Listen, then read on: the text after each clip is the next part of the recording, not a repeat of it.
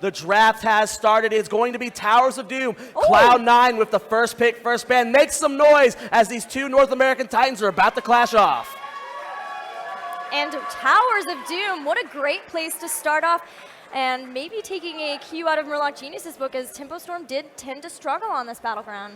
Yep, this was a very good showing from Murloc Geniuses, not only showing that they were very strong on this map, but how weak TempoStorm plays strategically on this map as well. They were just completely shut down in the early game, so no surprise here to see Cloud9 bring TempoStorm to Towers of Doom. Yeah, TempoStorm always has been known for their very decisive core calls and being able to go straight for the core and take it out exactly when they know the right people are down, the right time has happened, the right lane is pushed. And so being able to not do that on Towers of Doom seemed to really affect them yesterday. Yeah, and that's Soldier who usually makes those calls. You know, Dreadnought was the former shot caller, but it was Soldier who taught him how to be able to end. Soldier just has this instincts that knows, can you end right now, or do we need to back out? And if he thinks you can end, everyone commits to it. Everyone trusts him with those calls. Cloud9 with that first ban of Zagara. TempoStorm going to respond with Tyrande.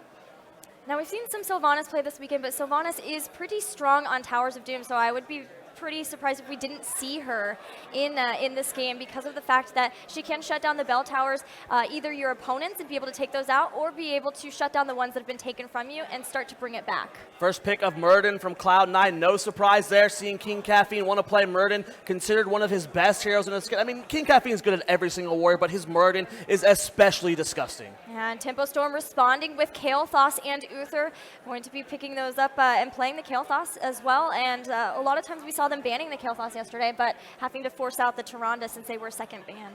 Cloud9 with their next two pickups here. We'll have to see what they want to lock in. Jaina still available. There she is as K1 Pro. Very, very good. And Falstad. So it will be Arthlon probably on the Jaina, and Falstad going to be played by K1 Pro. K1 Pro loves Falstad almost more than any hero in the game. I think Tyrande is the only hero that has that higher priority for K1 Pro. We saw Cloud9 doing the stim drone with Morales and Falstad on top of that too, so that could be a potential for them to bring to the table. But TempoStorm now with a ban could choose to ban that. They've already picked up an Uther. They already have their support unlocked. Could choose to take another support out and limit the pool that Dunk Train can pull from. They could also try and isolate what iDream's going to play. We do see him on a lot of melee assassins as of late. He has moved back to that flex role a little bit before BlizzCon, and we did see his Zeratul play yesterday. It was very good. It was. Tassadar going to be the one taken out of this, and Cloud9 now will have a respond ban of their own. Now they do, like you mentioned, have a warrior as well as their damage. They could definitely limit either one of those from TempoStorm. Cloud9, what will they deny here? I mean, the ETC ban would be pretty good. Srey, with that stage dive we saw yesterday on Sky Temple, was very, very strong. It looked very difficult for King of Blades to deal with in that set, so a very good ban from C9. They could, again, try and isolate, and where it is, the ETC ban. Great call, Zoia, on that. Now TempoStorm having two picks now may choose to leave that warrior until a bit later, because of the fact that Cloud9 already has picked up that Muradin. Generally you see the Muradin solo with then a warrior, a melee assassin to go with it. Maybe the second warrior of Leoric we could see potentially, but it seems like a lot of times we've been seeing Muradin as the solo warrior from a team. Yeah, definitely. It's really, really strong, very beefy front line for a team to have to deal with. TempoStorm, how are they going to respond? We've seen Srey play Joanna in the past. You know, she's starting to make that comeback, as a lot of bans have been focused on warriors as of late. And what will the other damage be? I mean, we know KO is a big fan of Sylvanas. We know that Soldier is a big fan of Vala, so both of those range carries still available. Johanna and no, it's going to be Zeratul. The Divine Shield will be very nice for him if he ends up in a little bit of trouble, caught out by Cloud9. Seeing him, and Zeratul is going to be pretty nice here, being able to scout around as well. You can kind of use him as a mobile scouting unit. Goku, being the flex player for TempoStorm now, is fantastic on all melee assassins, and he is very well versed in Zeratul. You know, it was his main for a very, very long time when he was starting to learn the game, you know, on those up-and-coming teams. And there it is. The Joanna is picked up. Yeah, he used to be known around when he was playing on different teams in the North American Road to BlizzCon tournaments. Yes. Goon Squad, he was able to get in there, I think, a couple of times, and he was known they used for to target that ban Zeratul play. Zeratul versus them. I remember that. Goon Squad, it was always ban Zeratul because Goku is insane on him. It's, Zeratul has fallen on the meta, but iDream showing us yesterday, Zeratul is still very, very strong. And with Johanna added now, we have a lot of chain stun potential between Uther, Johanna, and Kael'thas. Uther and Johanna is pretty easy to be able to land, and then from there they can always follow up with their Kael'thas. And all of that, lots of damage from the chain bombs too, area damage, Zeratul in there as well to be able to pick off any stragglers, anybody getting low. Well, the last 2 picks be here for C9. They're thinking very, very hard on what support they want to put Dunk Train on. Will it be that Lieutenant Morales we saw yesterday? Will it be Rhaegar? There's the Rhaegar, okay. I like that pickup for the Muradin. Very good and very aggressive on this map for contesting those altars. All right, 1 pick left. Will we see a melee assassin here for iDream, or will we see something else? Maybe a triple range, maybe even a second warrior if they choose to do that. The great thing about having iDream as that flex, he is a true flex, so flexible, can play many different roles. There's Leoric. Oh, right. Man, we know C9 loves Leoric. I mean, King Caffeine, there could be a montage reel of how many great entombs King Caffeine has gotten by himself. I mean, he is so good at this here. And we saw them run Leoric Falstad yesterday. The synergy between the Entomb and the Mighty Gus to isolate some of the members of their enemy team and blow up who's ever inside that Entomb is so good. And there it is, Lost Vikings from TempoStorm. I know from personal experience that TempoStorm has been practicing Lost Vikings a lot on this map, and they've had really good results with it. Oh, I am so excited to see them, and that means that they have a lot of great split soaking all of the lanes, especially. We've seen a lot of long fights around the altars, right? Like, what, 3 minutes yesterday? Yes, that was an insane fight. Think of having a fight like that while the entire time you've got Vikings in their early game sitting in the lanes, and all you have to do is deny and make the fights last as long as possible, pick them up if you can on top of it, but then all this time you're getting this great experience lead because of the Vikings. Well, let's see if TempoStorm can make this unconventional pick of Vikings work out. This is a pretty standard composition for Cloud9. In fact, they might have actually ran these exact 5 heroes yesterday, I believe. So, no surprise seeing them run this composition. TempoStorm doing something a bit weird. I mean, of course, Johanna, Uther, and Kael'thas are considered standard picks, but Zeratul and Lost Vikings are both on the lower end of the spectrum when it comes to frequency in the NA scene.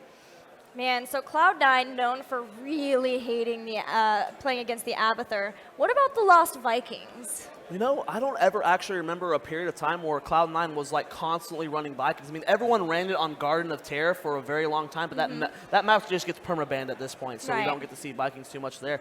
I don't actually know how Cloud9 will handle this. I mean, they've really improved as a team over the years, over the year rather, and they've stopped losing to these more abusive type strategies. The nice thing too is they do have the Falstad to be able to fly back into lane or stay in lane as long as possible to be able to try to get split soak and get experience as much as possible to try to stay even with the Lost Vikings, but it's still going to be pretty difficult as eventually you do have to fly in when you start to get into those fights. Well, guys, make some noise. We're loading into the map. Towers of Doom, we are in our winners finals here. TempoStorm facing off versus Cloud9. We're here on the right-hand side of the map in the red trunks. It's going to be TempoStorm, Soldier on Kael'thas, Goku playing Zeratul, Zix on Uther, Srey going to be playing Johanna, it's going to be KO rounding out the team on the Lost Vikings. And in the blue, we have Cloud9 with K1 Pro on the Cloud9 mount, playing Jaina, Arthalon playing Falstad, iDream on Muradin, Dunk Train playing Rhaegar, and finally King Caffeine, of course, on Leoric. K1 Pro not on Falstad this game. I know he loved this year, but Arthalon is saying, you know what? I'm a part of C9 now too, and I get a say. K1 Pro, I'm taking your hero. We're going to see how Arthalon does this game with the Lost Vikings. Keep in mind, guys, Arthalon, formerly of TempoStorm, as of 2 months ago, he has left that team. He's going off against players he's been playing with since the early days of the beta. He's been playing, or alpha even, he's been playing with Soldier and KO for close to 2 years now, Gilly. Yeah, he really could provide a lot of insight into their mindset too for Cloud9. That could be very nice. Gravity Lab's going to go down on iDream, Condemn, pulls him back in. He's taking some damage. May not be able to take him out, though. He's very tanky frontliner, just like you said. And it's going to be KO going for a 1-1-1 lane split with these Vikings. We do see it's going to be Olaf in the top lane, Baylog in the middle lane, and Eric in the bottom lane. Goku going to blink out there. Oh, nice dodge, but the collapse onto K1 Pro. Condemn comes out, and K1 Pro, quick first blood for TempoStorm. iDream even takes a ton of damage too, has to get back. May use as well tap down to be able to get that. No, he does have his trait to be able to heal right back up, but I love this from TempoStorm, using it not to necessarily push down a lane, but Eric could be in a lot of trouble. iDream might be able to catch him out. No, he's going to even be able to get away. But using this to push aggressively if they can. But really the gravity labs, and that's going to be King Caffeine falling. 2 quick kills here for TempoStorm. KO being bullied on Olaf in the top lane, and he's going to lose that one Viking, but a very powerful rotation. Barrel rolls down. Arthalon has to use the fly. No interrupt for it. Nice heads-up play from Arthalon. Yeah, that was really good. Thankfully, TempoStorm was pretty close, could rotate up and start to pick up that experience, make sure they don't lose it anywhere else. But it looks like Eric has been pushed out of the bottom now, so they are losing out the soak in that lane. Yeah, but it's very, very difficult to do the 1-1-1 split, as you can bully them, especially with these heroes like Murden and Falstad. Falstad with great long-range poke can force out the Vikings, and Murden being so tanky is not afraid to dive in tower range to do some damage, but Goku getting caught here. Might get stunned by iDream. He's in a lot of trouble. Then a body block comes from King Caffeine, and Goku's gonna go down. Right, another kill, first kill for Cloud9 rather. Arthalon once again dodging everybody coming in, trying to gank him. He's really trying to make sure he gets as many minions down because he did pick up Seasoned Marksman at 1. So we don't have the increased barrel roll range in that updraft. So we will have to be extra careful, make sure that his positioning is sound. But later on, we'll have very, very strong auto attacks. I mean, I'm so impressed with C9's play right now. They've been doing a good job at shutting down the Vikings. They're down 1 kill right now, but still ahead on experience. A big blizzard goes down. A lot of damage going on the K1 Pro. Wraithwalk using the body block. A great job from King Caffeine repositioning himself. Arthalon flies in from above, doing a lot of damage to Zix. Soldier trying to bully him off him, but Zix is going to fall. Ghost Youth are going to do a good job of keeping Stray alive. I think the rest of TempoStorm should be able to disengage from this. A lightning rod just melted Zix down. K1 Pro still rather low, but they should be able to pick up the altar here. Living Bomb is going to stop him once again. Soldier trying desperately to stop Arthalon from picking up this first altar. Same time, though, we have Olaf in the top lane, and Baylog keeps soaking for TempoStorm. They're starting to get ahead, but that's going to be the death of Falstad. Nice collapse from Goku and Soldier, but did Soldier overextend? He is going to fall. Nice blink from Goku to get out of there. The middle altar has not been capped just yet. A stun goes down onto Stray. I think he should go down. His Iron Skin has been used. Zix comes in for the heal. A nice stun on iDream. King Caffeine, though, with Wraith locked down. Will he go down? It does not look like he'll fall. Goku in an awkward spot, but he's going to be all right. So many members so incredibly low, but TempoStorm are doing everything they can to stop Cloud9 from being able to pick up both altars in this first phase. Falstad flies in aggressively, does barrel roll back, catches Goku with his Q there. Nice interrupt with the wave of light from Zix. Soldier coming in from above, going to be able to interrupt that with a flame strike. Stray actually gets the blind first there, going for a recap. Nice job from Soldier holding that flame strike for the second interrupt there. It's a double gravity lapse to interrupt that instead. And look at what the Vikings have done with this soak, Gilly. TempoStorm now has a full level lead. Yeah, they're getting very close to 7. If they can hold on just a little bit longer, they will have that talent tier advantage. King Caffeine getting pretty low, has to use the Wraithwalk to try to get away once again, but the chase is on for Goku. K1 Pro is completely out of mana there and very low, but Zix gets caught, and one of the Vikings does go down as well. Will Zix fall? But at the same time, King Caffeine fell to Leoric, Stray and Soldier. This fight still continues, and the longer this goes on for TempoStorm, the better it is for them, because look at the top lane. KO has actually made these turrets out of ammo. Yeah, he has completely drained them of ammo, and that means that they can really start to push on into and try to take them out, completely opening up the forts for damage much earlier on. KO, though, will lose Baylog, and finally, TempoStorm does indeed pick up the altar. 2 of the Vikings have fallen in this fight, but look at the damage they did. Baylog got one of the towers in the middle lane, completely out of ammo. Top lane, completely drained as well, showing the power of the Vikings here. They got about a half-level lead right now, and it was a trade. Both of the teams getting one of those altars. And because they have such freedom to be able to move around, they're going to quickly start to pick up some of these pumpkin sappers and maybe even start to escort them toward the bottom lane structures. Really liking how Cloud9 has been playing this with the rotations. Taking a look at the talents here, we see Cleanse picked up on Rhaegar. Yeah, Cleanse is going to be the choice of level 7 for Rhaegar. Meanwhile, Uther not going to grab that. He does go for the Wave of Light in addition to the Boundless Conviction, making sure that he can have those up. The more people he hits with that, he will get some mana return as well as a cooldown. Arthalon getting caught there. The slow and the blink from Goku secures the 5th kill of the game for TempoStorm. Kills tied 5-5. Our Zeratul also picked up Master Warblade in addition to Searing Attack, so one of the newer builds that we do have for Zeratul. Very cool to see this auto attack focus a little bit different. Dog Train gets body blocked, the stun from Zix, the Gravilapse connects, and that's going to be a dead Rhaegar. They're going to immediately start to work on these towers because they've been drained from ammo thanks to Olaf. They're going to be able to pick up one of those, most likely King Caffeine. They look for the kill on him, but the Wraith walks away. Jaina doing as much damage to this wall as she can. TempoStorm so close to level 10. They're going to have a full level lead with these heroics. This is such a big advantage for TempoStorm. This is huge to be able to get this. Alter phase should be starting here pretty soon, and with this final tower, they pick up their heroic abilities. Phoenix, we have Divine Shield, Blessed Shield, the Longboat Raid, and we're waiting on Zeratul. Likely will be the Void Prison. So we'll see what they're going to do here with these heroics as they're getting pushing pretty hard here. And this is how C9 needs to react to the Vikings. They just need to punish a wave away whenever the rest of TempoStorm is not there. And they're about to have themselves their heroics here. It's going to be a level 10 on the verge for Cloud9. Yeah, iDream in a bit of trouble because of his positioning, going to be slowed down by the punish from Stray. Here comes the Hammer of Justice trying to keep him in until the rest of the team can get here. He's going to Dwarf Toss and stop Goku from picking up the altar. The Avatar has been popped. iDream trying to focus on Goku, but a big ancestral healing is trying to come in. Nice Void Prison in the last second, though, is going to catch out actually his own member. Kael'Thas is the only one inside of that, not the best one there. King Caffeine with the Rake Walk trying to kite back. One of the Vikings has fallen. Soldier gets gusted away. Stray isolated from the rest of this team. They're going to have to be able to back out of this. I don't think C9 can contest without Muradin. Now, Water Elemental has also been taken out. All of their heroics down except for that ancestral healing, which did not connect, so came back off the cooldown. But they're going to try to still contest this. Here comes the rest of the team. Stray going to try to pull someone in. Ancestral healing does connect on King Caffeine this time. Goku was able to get the cap, so that's 4 more shots onto the core of Cloud9, putting it down to 32. Still 36 HP left on the core of TempoStorm. All right, both teams with their heroic abilities going to start to spread out, and once again, we're going to see Cloud9 try to punish a lane as much as possible with Falstad flying right back up. Maybe you can catch out Balog here, or actually, is that little Eric? That is Eric, yes. Yeah, that skin always confuses me. Little Eric here. Look how fast his little feet move. He is Eric the Swift for a reason here, but iDream gets caught off position, gets slowed, the stun from 6, the Gravity Lapse connects. Can they kill iDream? He's so low, and the Living Bomb secures the kill. And now with that, Tempo going to start to work around. Maybe you get a King Caffeine. He has to Wraith Walk away once again.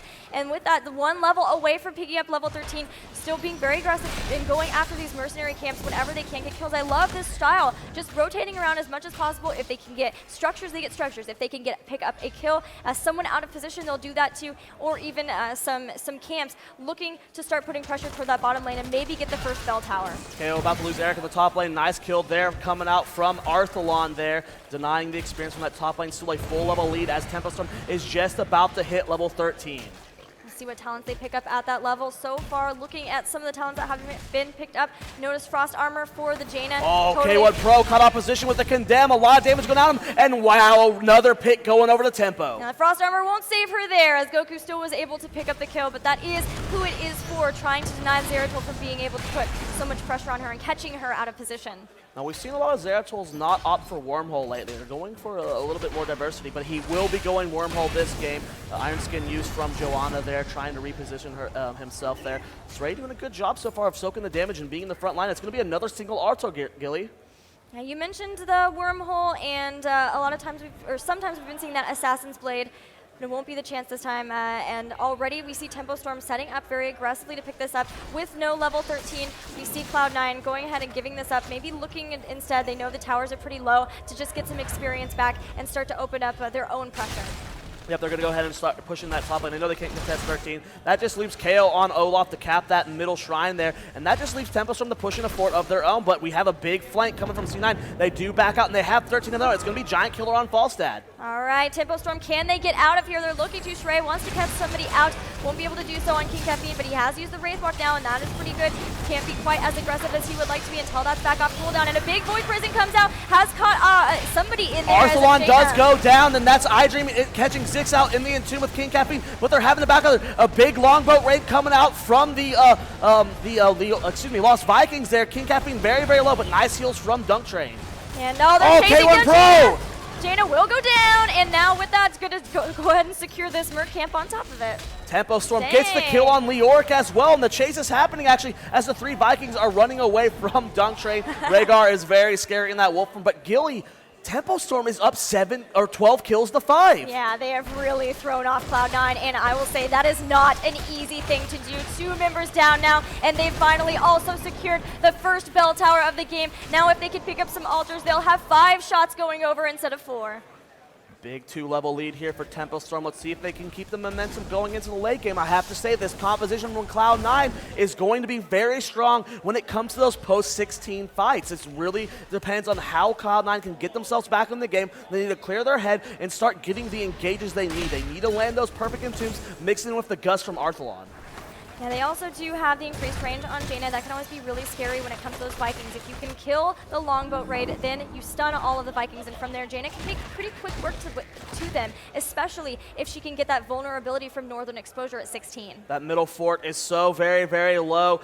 Will it go down here for Cloud9 as the Vikings are starting to position themselves? They're going to be capping the right altar as the team is fighting over here, delaying the one on C9s, and can TempoStorm force them off as they have the 16 talent here advantage, and with Stone's on Zeratul, he's not going to be an easy target to kill. So many Vikings moving into the front line. Stray also there, but taking a lot of damage from that crushing hope already goes down. Yeah, that's a really cool early kill on Stray, and TempoStorm going to have to back up here. Divine Shield used on Ziggs, wasn't used on Stray there. Soldier being slowed by the water metal. Nice gravity laps coming out from the team, and a big VP going to catch K1 Pro down here with Ziggs. Can Soldier save his teammate? Ziggs is somehow still alive. He's about to go down. K1 Pro just barely going to whip a nice ancestral healing from Gunstreak. At the same time, though, KO capped the right altar. Yeah, it was huge to get that really big gravity laps, the Verdant Spheres gravity laps, and then from there, iDream actually might be going down here as Goku is trying to body block him a little bit, but Goku could be in so much trouble, and yes, he will fall to the blizzard. Goku's going to fall. So many members on the end of TempoStorm being picked off here. Only Kale Thaw stands, as well as two of the Vikings, and Cloud9 secures themselves 4 shots on the core of Tempo.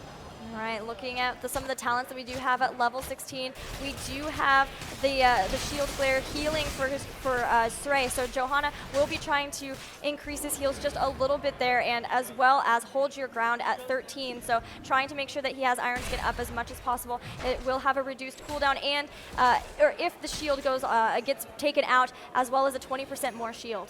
Will be Numbing Blast on Jaina as the tunnels are opening. Gilly, an interesting mechanic on this map, allows you to teleport in, and we just actually happen to see Arthalon use it there, showing the power of it. Yeah, both sides can teleport in there, but if you're not there, you don't have vision of it, so it can be really scary. You can teleport in and totally just run into the entire rest of the other team. Nice job from Stray to zone out for Balog there. He's got very low, but a lot of damage going on Stray. He's caught in the entomb. The top of has been popped. Ziggs is in a position there. Does not have Divine Shield up, but just barely came off cooldown as Joanna fell. Nice play from C9, and are they going to take this boss? Yes, they are. King Caffeine showing the power of that entomb, and especially how good it can be even against a warrior like Johanna. The fact that Johanna can get stuck in there and really just only has that Iron Skin to be able to save herself. Now they've picked up level 16. They're starting to fight their way back into this game. Yep, really great job from C9. We talked about it earlier. The scaling from C9's composition is really, really powerful, and we're seeing them get these aggressive rotations, and the entombs have been on point, catching even Joanna out of position, one of the tankier heroes in the game. But we do see the leap in. Here comes Arthalon from a blow. No Mighty Gust just yet. A big VP comes out. Gravity Lapse does not connect with anyone.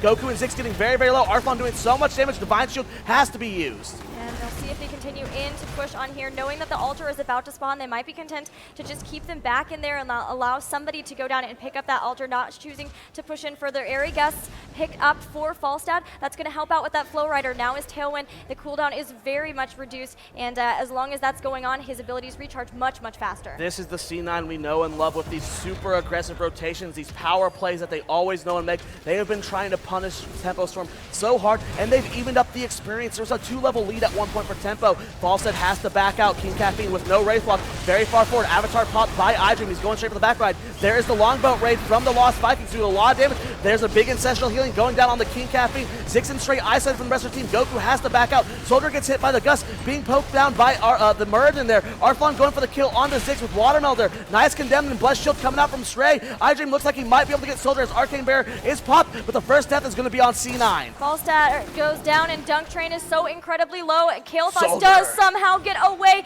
so now it is just the one death on the side of Cloud9. Really good play there from TempoStorm, from Soldier there, trying to keep alive versus that iDream, able to get away there. Did the Shrine go over the Tempo, or did Cloud9 cap that bottom altar? I don't know. I didn't see who ended up catching it. It looks so like sorry. It looks like Cloud9 got it. Yes, Cloud9 did end up getting it as the. We're about even in core damage right now. So I really like the pickup of level 16 for Leor, the reduced cooldown for every second that he has Drain Hope on a target. It reduces the cooldown by a second too, and it's really nice because they have been going after Stray on that Johanna, so it's really nice to be able to have that catch her in the Entomb and then be able to have as many of those as possible along with the Crushing Hope, which is going to deal more damage, equal to 10% of the target's maximum health. As we're getting later into the game, Gilly, we have to remember how the altars start spawning. Yesterday, TempoStorm versus Moloch Geniuses, we saw 2 back-to-back triple spawns.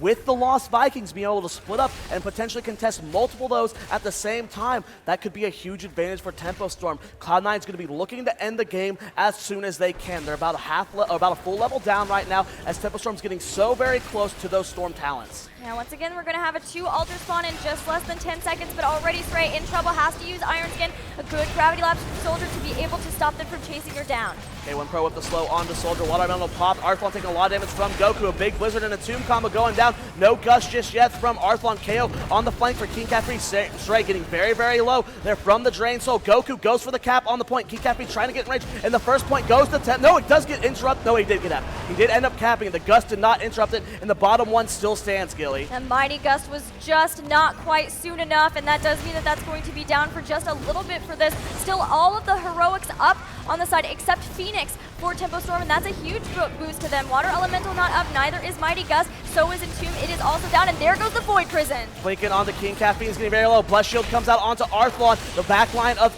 Cloud9 is getting so very low, and King Caffeine is going to fall. A big Ancestral Healing going on the Arthlon. They're trying to turn the fight around. Nice stuns from iDream coming out as he is in that Avatar. A big spin from KO. Arthlon very far forward, needs to be very careful, and it looks like the Gravity Lapse does miss from Soldier. They're trying to kite back here. The Chain Bombs haven't been too value in this fight. C9's doing an excellent job of keeping spread out. There is the Mighty Gust to push the disengage, but the altar has already been picked up, and this is so incredibly close. The cores are so close in health. Yeah, very, very even here. We'll see, and, you know, because neither team has capped one of these altars with Returnants here, I think C9 is only up 1 damage as they did take that boss from before. All right, so we're going to start to spread back out, but level 20 already has been picked up for TempoStorm. We've got the Bolt of the Storm as well as Nexus Blades for Zeratul. We're going to have Ragnarok roll, Indestructible, and Redemption for Uther. Redemption for Uther going to be so important. It allows Ziggs to be a lot more aggressive in that front line, go for those power stuns onto the Arthlon, onto Jaina, and if he does die, I mean, he's going to be back up soon. A really aggressive rotation coming out here from TempoStorm as they're trying to force something to happen while they have this slight advantage, but there we go. The first triple altar spawn. Gilly, we got the 2 in the top and the 1 in the bottom. Tempo wants to start this off by having more shots go out if they can pick up these altars. They've gotten another bell tower, and now they're going to start setting up and spreading out.